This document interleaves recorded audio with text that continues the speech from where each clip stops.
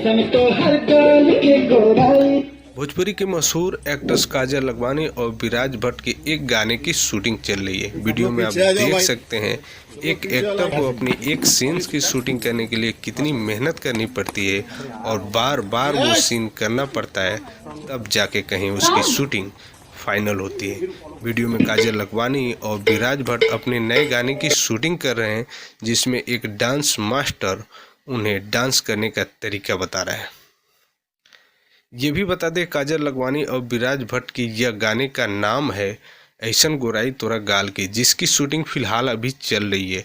अब देखना यह होगा कि काजल लखवानी और विराज भट्ट का यह गाना भोजपुरी दर्शकों के बीच कब तक रिलीज होता है। दोस्तों, आगे की कोई भी अपडेट आएगी आपको मिलेगी सबसे पहले। तब तक के लिए आप मेरे चैनल के साथ जुड़े रहें।